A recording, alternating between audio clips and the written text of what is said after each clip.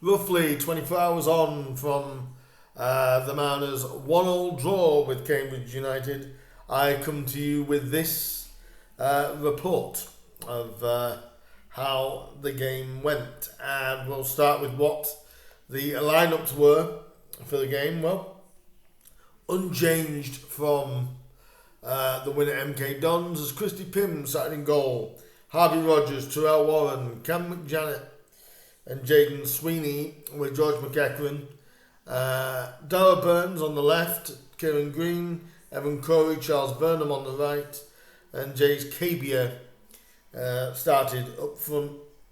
And obviously a return of former Mariner Jake Eastwood in the Cambridge United lineup, alongside players such as Brophy and Sully Kaikai, and Impanzu, who Cambridge signed obviously from Luton in the summer. But it was one of those games that did start 4-1, 4-1, the Mariners. Obviously, Cabia as the sole lone striker. But I'm going to give a lot of credit to Cambridge here. Because if we're to look at the stats in general, it was, in layman's terms, it was a poor game of football. It was a poor game of football. The Mariners had majority of the possession, 62.8 to 37.2. Not many chances was made throughout the game. If we look sort of going into where they got their first goal, it really came from a bit of scrappy play, because it was nothing but scrappy. We couldn't get the width going. To be fair, they were closing us down. They were closing down every avenue. There was some questionable tactics probably played by Cambridge, but they were closing down every avenue in the first half of the Mariners. We just couldn't get Burnham into the game. We couldn't get the patterns of play. We were poor. We were very poor first half, and when Mayer scored, to be fair, a great goal from just outside the box, and what a shot it was, really. Very, very similar to the goal against that Bristol Rovers got. And to be fair, a good goal, but they were stopping us. Were they that good? No, not really. They were kind of like a smash and grab team, if you would. But Sully Kaikai was running the middle for them. And he is a dangerous player at this level anyway. And each time that we tried to get going, McEachran for me was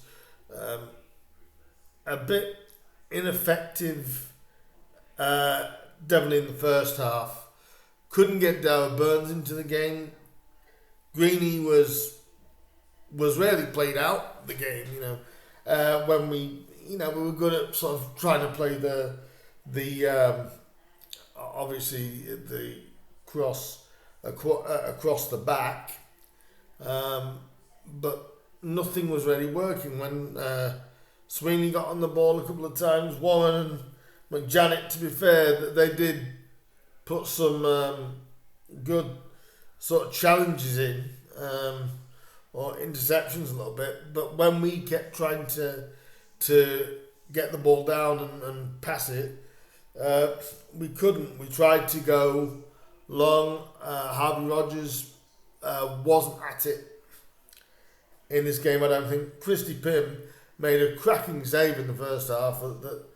To be completely honest, it was a great ball played through. I think it was Apparay that had the shot, and it was great how Pym was able to come out, spread himself really well, and stop the shot, and that went out for a corner. And really, for a majority of that first half, the Mariners were, well, it was like just looking as though we just had black and white shirts, because none of the football we were trying, it's not lack of effort, it just wasn't working. Evan Corey tried to do some good touches at times, but he was drifting sort of in and out. You know, they couldn't get the patterns going. James KBA was practically shut out of the first half, and for a majority of the game, in truth. And I said the referee was brought into question in a few of the decisions that was done over the time, but I think I agree with David Artell and his post-match saying a lot of these are supposedly classed as professionals. They're not professional referees, because a lot of them have got jobs, and for about an hour of the game, I thought the referee actually did quite well. I thought he did very well, but I think maybe some of possible Cambridge's tactics was getting to the referee, because it was very stop-start, which was probably Cambridge's plan, really. Come here and make it difficult. Well, the only thing is, I think they're going to do that, because they stopped us playing for a good, well, nearly for actually the whole 90 minutes. I was going to say the first hour. I would say for about 80 minutes, they really stopped us playing. We couldn't get anyone on the ball, so much so that, you know, Jaden Sweeney got booked early in the second half. Reece Staunton came in just after the hour. You know, and Jamie Walker, Justin Malazor, and Ravo Dore, they came on with 15 minutes or so to go. It was good to see Jamie start to get back to the minutes. Again, Harvey Rogers, when he did get it, he tried to play the ball just to sort of alleviate the pressure it was, because, to be fair, Panzu was probably one of their best players. Jake Eastwood obviously getting a lot of stick. His first couple of kicks in the first half, people were wondering, I wonder if his kicking's improved. And the first couple of kicks that Jake had, both went out. Although the wind was a challenge for both keepers, I would say. And like I said, then we had the Christy Pym save, which was a real good one from Apparay. But in the second half, it was pretty much the same. Once they got that goal in the first half hour, they were just trying to frustrate and irritate and annoy and make it really difficult. Making the referee, I think the referee started to question himself. You know, oh, I've got to give this. They keep sort of prodding at me. I kind of felt sorry for the referee, because even though I've seen a lot of flack for the referee, and there was the chant about halfway through the second half going, you know, both sets of fans, you don't know what you're doing.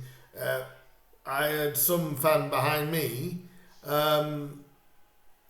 have a go at the referee after he gave us a free kick in the first half. I think it was just one of those games that, and like I said, I agreed with Artell when he said that, you know, you're going to get referees like this until they are all full-time professionals, where this is where they are, you know, this is their living and their sole living. You're going to get goalkeepers, you're going to get, sorry, not goalkeepers, you're going to get referees like that. He didn't have a bad hour. It was sort of after that he kind of, I think he succumbed to a bit of pressure by Cambridge. But back to the on-field play. Everyone was trying. Cam McJanet made a great last-minute tackle as well. But there weren't many chances to speak of in this game. It was very, very bare of clear-cut chances. But the football was... The best way I can describe this is, unless you're a fan, you wouldn't have watched this game.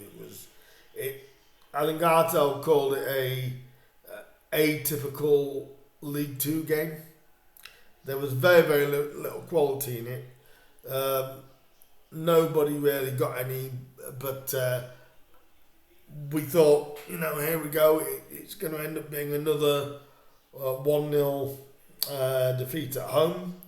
That was until the 96th minute, when we just got a little bit of a break, and it was a penalty.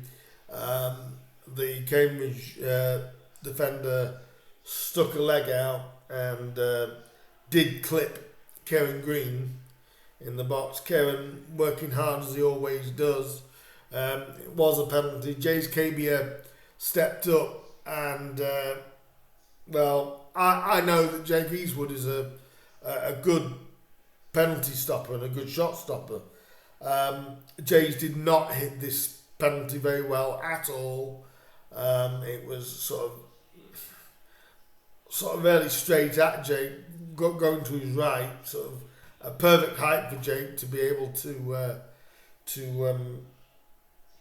save it. It was kind of like, it was a good save, but you could also say it was a poor penalty. It was nowhere near where it needed to be, but obviously Jake powered it out, and following in, which is what's so important, was Justin Amazor, who came running in and just he swept it in, got it over the line for a last minute equaliser, something that really in general we didn't deserve. It was, if we'd have lost that game, I don't think we could have had any arguments. We weren't good in that game, and we probably did get more than we deserved.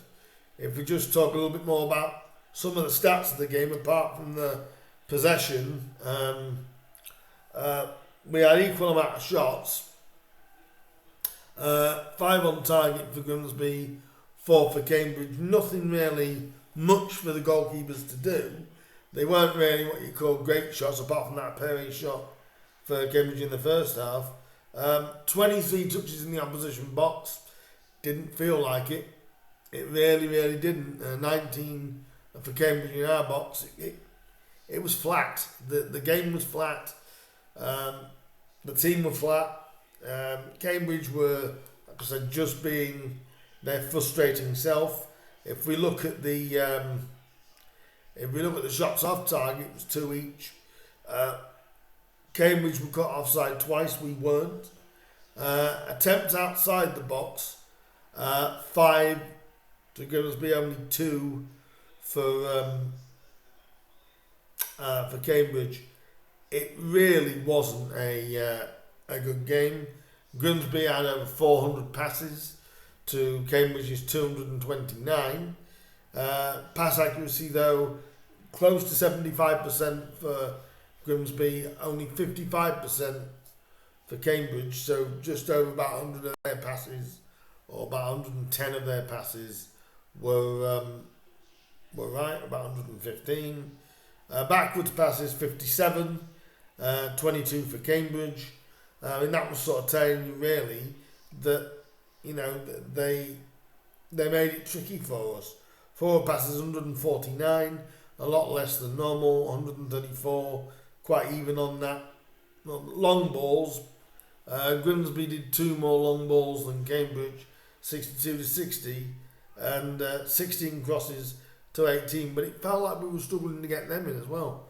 The crosses in, it was a very, very hard game to watch, but Getting a point, by the way, just before I finish that point, credit to the attendance of 7,147 and a great away following for Cambridge of over 400, I think 440 fans, or 420 fans came from Cambridge.